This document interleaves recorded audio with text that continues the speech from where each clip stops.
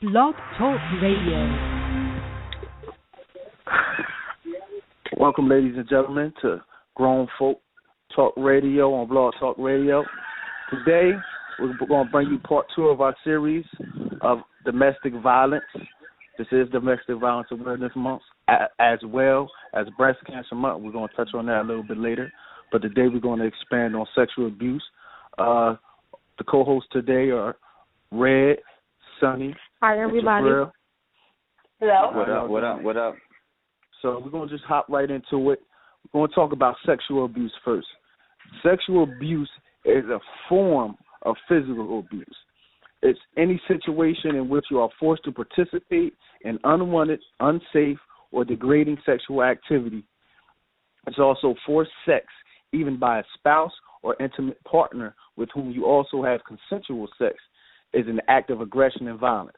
Furthermore, people whose partners abuse them physically and sexually are at a higher risk of being seriously injured or killed. So, to me, we talked about physical abuse, and it says how sexual abuse is a form of physical abuse.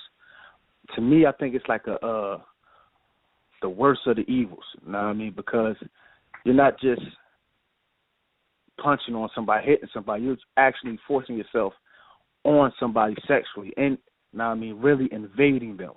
You know what I mean? I don't. Right. It's to me, it's sickening. Any thoughts, Jabril? I got thoughts on. Hold on.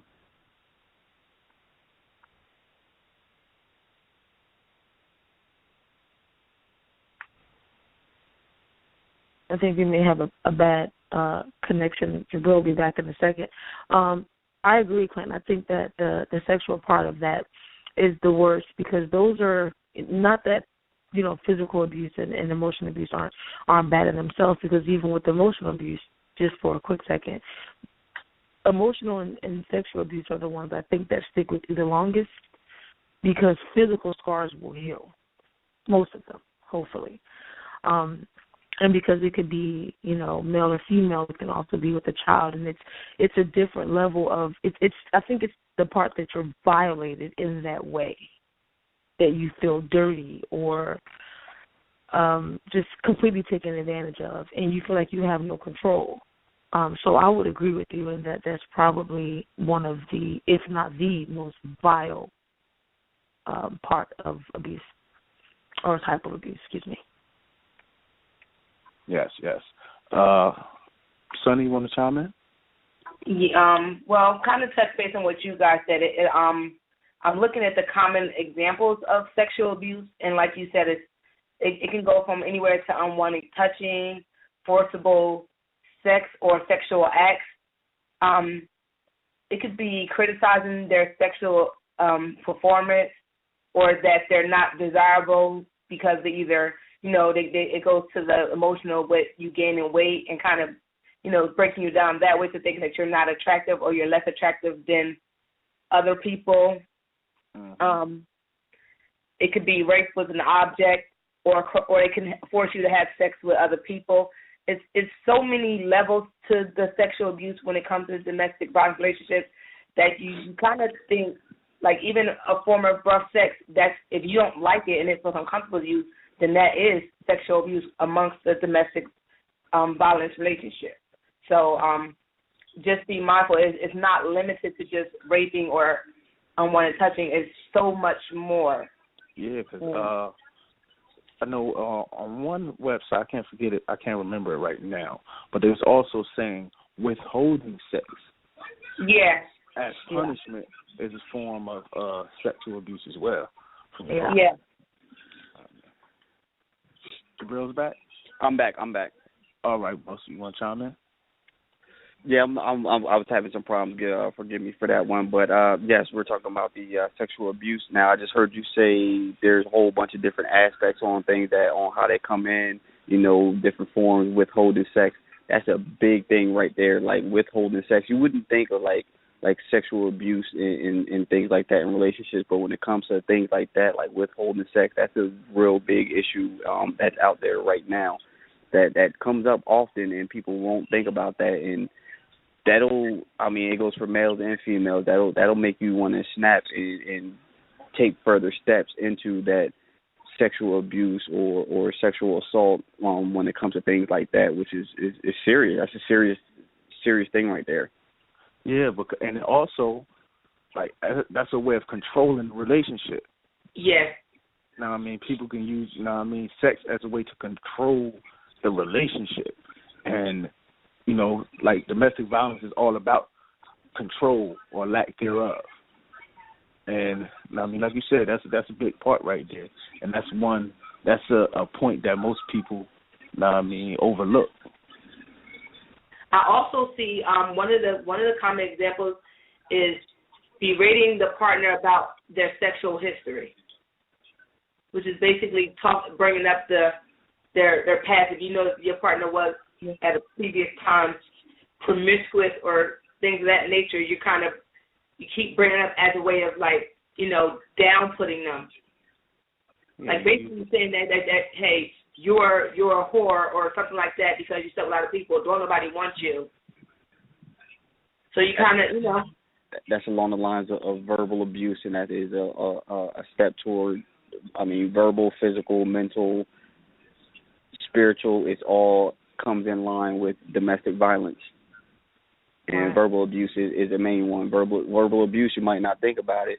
Me personally, I know the history. I don't care to discuss histories and things like that. What's done with the past is in the past. Everybody's older, growner.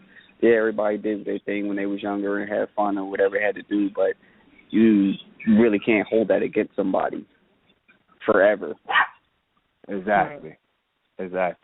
You can't hold somebody past against them.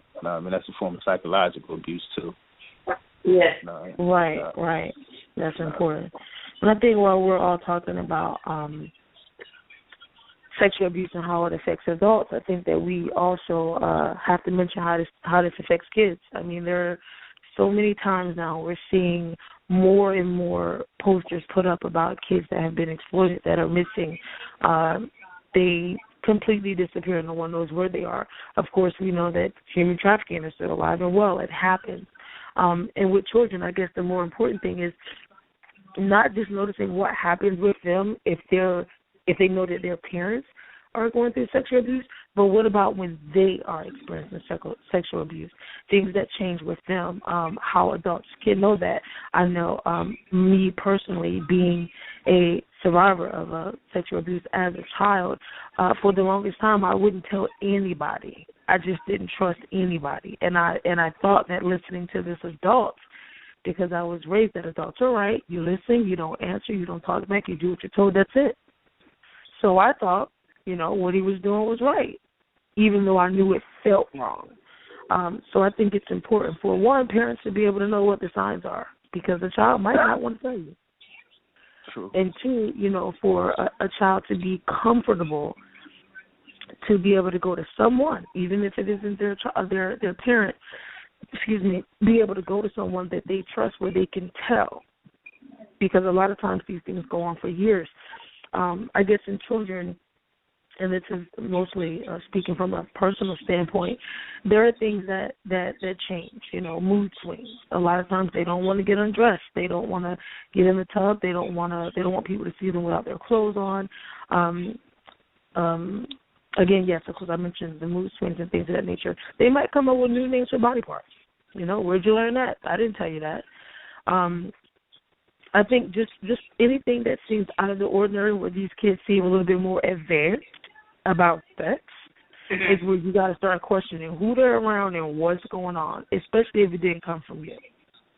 I think also, I know a lot of children were like, they mentioned bedwetting. They mentioned pictures that they draw in school. A lot of times the teachers will say, oh, well, your son drew something, and it was just alarming for us. Now, Child Protective Services is involved, because they're trying to figure out what is little JJ over here talking about. Why would he draw that picture? So I think, like I said, if they're talking about how it affects adults, I think it's also important to mention children, because a lot of times they're the victims that really go unheard of and unnoticed until sometimes it's too late. The damage is already done. Because I agree, because I had an incident happen with my child. One of my good friends at the time, her son said some alarming things to her, and she approached me, and she was just like, well, he said that your daughter and him were doing things. And we ended up having like a meeting and everything like that, and it ended up coming out that he did touch my child inappropriately. She was scared to tell because she didn't want to get him in trouble because he was her friend, and she knew that how close me and this friend was, and she didn't want to break our friendship. But we had to have a conversation, and I was like, I explained to my daughter that I'm glad she told me then, but she should have told me previously. And I was totally unaware because, they were so young. Like, who would think, like, I'm talking maybe 6 or 7, like, I would never think something like that if they're going to, like, they're playing, I'm very watchful. But if she's not in my area, if she's not with me, and she's at their house playing, I'm assuming that that mother is watchful of her kids playing with other kids, especially with them being two different sexes, And it became a conversation, and I told her, I said, first of all, for him that had a type of conversation and use those words, you need to figure out what's going on, because he didn't get that out of anywhere. Right. And for him to do that, you need to either, one, get him help, but at this point, I don't want that person around my child ever again. Mm-hmm. Like, I love you, but your child can't be around my child because I don't want it to go any further. Yep. Like, this is talking about just touching it appropriately. Like, imagine if it went further, Yep. And she was kind of upset that I said that, but I'm like, you have to, like, she understood, but I'm just like, as a parent, I'm not going to subject my child to that. I know the damage of it. I saw it firsthand, and then I experienced it later on when I was in my teenage years. But for her to experience it at that young of an age, I watch her. She's and like you said, she watches. When she gets stressed, she wants to be in a closed room by herself, and I'm her mother. Yeah. And I saw the change in her, and like we have talks here and there, and I always try to get into her head to see what she's thinking about, just to make sure that it's not bothering her, or do I need to take her to someone to talk to someone, just to make sure that she's okay. But she knew at that age that was wrong. Yes, I agree. So you have to be mindful, even with your kids playing with other kids, because that kid learned something from somebody. Yep. For him to do that. So you have to, and I told her, I said, you have to get him help, because he's starting early. You need to figure out what's going on, who's around, what is he seeing, and you need to get him help, because he's already mimicking these behaviors. And to him, it's okay. Yeah. Right. Because he's bragging about it, and then he gets mad because you got caught. Mm-hmm. I wanted to tie that into it because, we talked about it going unnoticed or nobody talking about it. Right. Sometimes, in the house when a kid witnesses sexual abuse, maybe to a parent or to another relative, if it goes unreported or without any consequence, that child may think it's the norm. Mm-hmm. Now, they may grow up to be promiscuous or whatever, or they may grow up, since they thinking it's the norm, they may act out some of those same things. Yep. Not knowing. Guys, you want to give out the number so those people can call in? If you guys want to call in and join the conversation, the number is 657-383-1155. Call in and chime in with your thoughts. We also wanted to touch on spiritual abuse as well. Yes. You want to take that over, Jabril? Yes. Spiritual abuse. Now, I did a little bit of research on that, and I was looking up that. I got this one site I was checking out, and it says spiritual abuse takes place when leaders to whom people look for guidance and spiritual nurture use their positions of authority to manipulate, control, or dominate. Now, I've had, not me personally, but I've seen this happen a lot in church. Churches is one of the main things. We've had pastors, reverends, preachers, anybody in that type of position that will use their position for power or gain. Now I've had a pastor who's had affairs with church members, and these type of relationships destroy churches. And I'm talking about a predominantly black church, and the church in the black community is a real big thing, and you have somebody in that type of position trying to hold something over top of you or trying to take control of you spiritually, giving out false information or things like that hurts the church community deeply. And that's just not a good look. Not necessarily just the black community, any community where things like that happen. That's not a good look. Yeah, I got some definitions too. The types of ones I have are a little bit different than yours. They are like denying the victim values as a person or legitimate likes and wants, questioning the victim's sense of reality, denying, minimizing, and ridiculing the survivor's spiritual beliefs, and discounting the victim's senses of right and wrong. Those are the ones that I have. Yeah, that's the way to control the relationship. Mm-hmm. I can speak from personal experience being in a relationship with somebody who I necessarily wasn't into the religion like they were. And, sometimes when we would have differences or argument or whatever, I would get that thrown at me. You know what I mean? Like I'm evil. You know what I mean? Stuff like that. You know what I mean? God's going to punish you, stuff like that. Like, whatever I did, if it wasn't according to that person's belief, it was wrong. Mm-hmm. So they used that to try to manipulate me,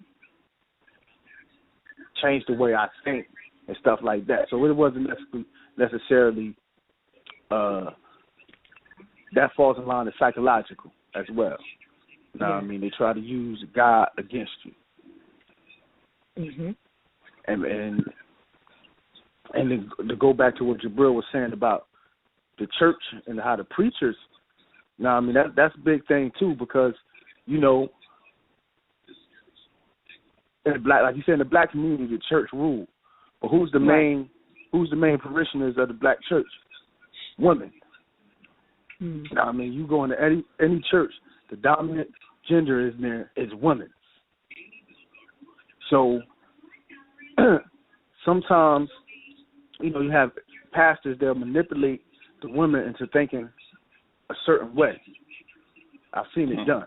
Mm-hmm. I've seen it done. And so then when you have those women thinking a certain way, when they're dealing in their relationship, you feel me, they're using whatever they was taught against their partner. So if their partner doesn't fall in line with what they believe, it's an issue. And there's no coincidence why women are dominant in the church and most of them are single. Right. Now, I mean, it all ties. It all ties. But even in the Catholic Church, you got priests touching little boys. True indeed. True indeed. So I get what you're saying. In the black community, a lot of black churches, there's a lot of stuff going on. But there's also, it happens a lot in the Catholic churches as well. You got these boys that are, altar boys, or I forget. I'm assuming that's the right term that they use for them, as to what they're called. But they believe that this person is a godly person or of God, and they follow them. And when they do, when they believe that you're a person of God, like they looking up to you, they're going to believe whatever you say is right because, they say, well, God said this. I mean, they twist the words around, and they think that it's okay, and then they got these guys believing, and then they realize that, it's not right. And I think with boys, it's more dangerous as far as sexual abuse, because if a boy is sexually abused by a man, the emotional and the mentality after that, it screws them up. I know someone that happened to, he was young. It was his mom's boyfriend molested him for years. He came out of that wondering whether or not he was gay or not, because he didn't know any better at one point. And that question is like, why did he target me? do I look like I like men? You know, that questions them their sexuality wise, and then it's kind of hard for them to kind of adjust into, like, if they do like women, it's hard to get that, you know, because you have that over your head that some man violated you and you're, you know. And that right there is women and women getting sexually abused or things like that. But I just think, from what I've heard with the men that I know that were sexually abused by someone of the same sex, that is a very hard thing to deal with. That's a hard thing to cope with. And then for you to speak up, that's even harder because you're a man, you know, and to say, oh, I was sexually abused by a man, the first thing somebody else is going to think that hears that's not intelligent enough to understand what happened, they're going to like, oh, well, are you gay, or, you know. Mm-hmm. And that right there ties into to what Kenya was saying earlier about or actually Sonny and Kenya were talking about, you know, you got to talk to the kids because, like I say, I mean, in the black church is predominantly abuse with older members, but in Catholic churches, it's abuse with younger boys, younger kids, and that's something that you have to talk to the kids about. Everybody has different situations. Every church has different situations, and then that one you have to look at the kids. Unfortunately, you have to. It's mostly the what are they? The priests and the boys. So that right there, you have to open up. You have to talk to the kids. You have to make sure understand what's happening in the church, what's happening with everybody in their different situations. And not even the priests. You guys remember last year, you know, I don't want to upset anybody because I know this is a huge church in our community, but there was a man at the Kingdom Church in Burlington who was arrested for that very thing. Saw that. So that is, it hits close to home, and those are our children. You know, that's still our community. That church is huge in our community. So to be able to have this man who so many people that even we know have mentored and looked up to, and to find out that, you know, this is what he's doing, or what he's at least been accused of. I didn't hear anything else about it. At least what he's been accused of, it was just kind of like, well, wow. In the church, here we go again. So I think we got so used to hearing how often it happens at the Catholic Church and how often priests do that no one really thought about that there could very well be Baptists who do this. There could, you know, there could just any denomination. It doesn't have to be that it's just the Catholics doing that. So that was another good thing too, because I just think it may be more prevalent, maybe because it's more discussed per se, you know, with the Catholics, but it's happening everywhere. Yeah. And I want to chime in real quick to everybody out there, in terms of domestic violence and domestic abuse. It's not just being in a relationship. No, I mean, domestic abuse is more than that. Child abuse, abuse of your spouse, or intimate elder abuse. So we cover everything. That's right. Covering everything. Now, back to the spiritual, though.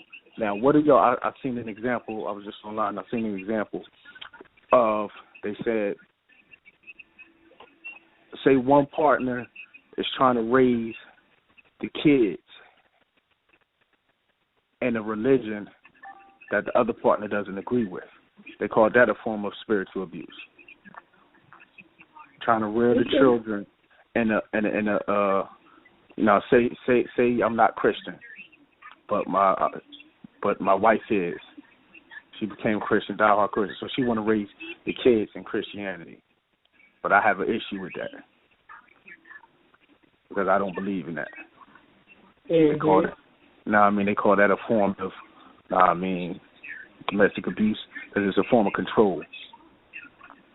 Well, see, me personally, when it comes to religion, if you're dating somebody or have kids with somebody that has the opposite religion of you, religion, period, I feel like you should allow your kids,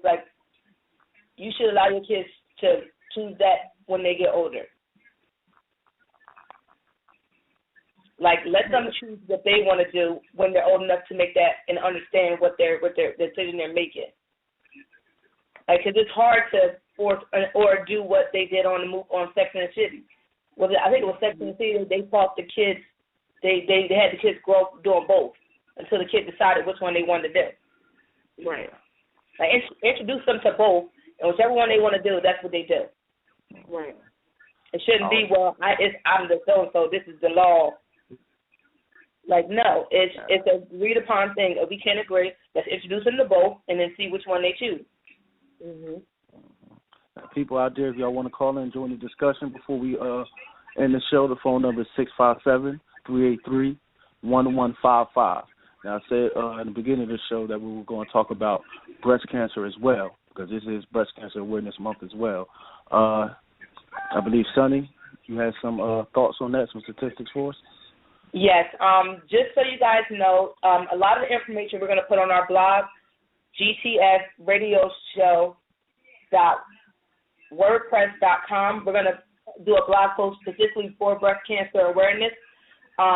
You can also check out the breastcancer.org website to see about getting tested, screened, diagnosis, and monitoring to make sure you are not at risk for breast cancer. And breast cancer is not just for females, it is for males as well. So go to your doctors, ladies and gentlemen.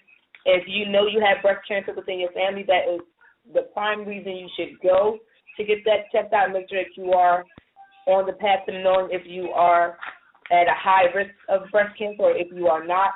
And get your yearly checkups. Women, you get mammograms. Guys, I forget the terminology for what you guys get.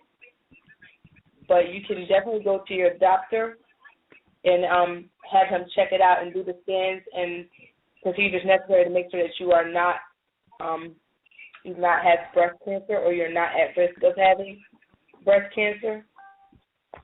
I'm trying to find the actual name of the thing. I had it written down and I really can't find it. And just to be clear out there, people, it's gftradioshow.wordpress.com.